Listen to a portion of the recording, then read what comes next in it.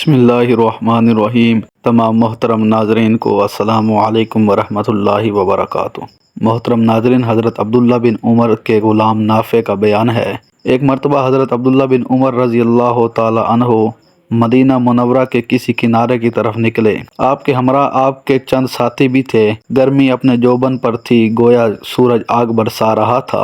ساتھیوں نے ایک سایہ دار جگہ میں آپ کے لیے کھانے کا دسترخوان بچھایا اور سب مل کر کھانا کھانے لگے۔ اسی دوران وہاں سے ایک نوجوان چرواہے کا گزر ہوا۔ حضرت عبداللہ بن عمر رضی اللہ تعالی عنہ نے اسے کہا، اے چرواہے، آؤ ہمارے ساتھ کھانا کھا لو۔ چرواہا بولا، میں روزے سے ہوں۔ حضرت عبداللہ بن عمر رضی اللہ تعالی عنہ نے کہا، اس طرح کے سخت گرم دن میں تم روزے کی مشقت برداشت کر رہے ہو، جبکہ لو نہایت تیز ہے اور تم ان پہاڑوں میں بکریاں بھی چرا رہے ہو۔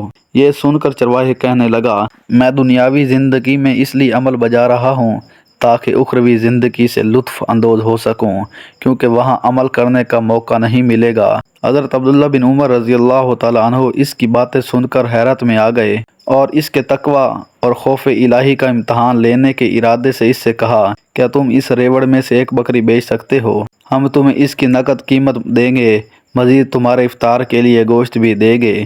چرواہے نے جواب دیا، یہ بکریاں میری نہیں جو میں بیچ دوں، بلکہ یہ تو میرے آقا کی ہیں اور ان کو بیچنے کا میں سوچ بھی نہیں سکتا۔ حضرت عبداللہ بن عمر رضی اللہ تعالی عنہ نے کہا کہ تم اپنے آقا سے کہہ دینا کہ ایک بکری گم ہو گئی ہے، وہ کچھ نہیں کہے گا، کیونکہ ریوڑ میں سے ایک دو بکریاں پہاڑوں میں گم ہوتی ہی رہتی ہیں۔ یہ سننا تھا کہ چرواہا غصے میں لال پیلا ہوتا ہوا حضرت عبداللہ بن عمر رضی اللہ تعالی عنہ کے پاس سے چلتا بنا اور راستے میں اپنی انگلی آسمان کی طرف اٹھا کر یہ جملہ کہے جا رہا تھا، پھر اللہ کہاں ہے، پھر اللہ کہاں ہے۔ جب چرواہا چلا گیا تو حضرت عبداللہ بن عمر رضی اللہ تعالی عنہ اس کا یہ جملہ بار بار دہرانے لگے، پھر اللہ کہاں ہے، پھر اللہ کہاں ہے۔ جب حضرت عبداللہ بن عمر رضی اللہ تعالی عنہ مدینے آئے تو چرواہے کے آقا کے پاس انہوں نے آدمی بھیجے اور اس سے بکریاں اور اس چرواہے کو خرید کر اسے آزاد کر دیا اور وہ بکریاں بھی اس کو دے دیں۔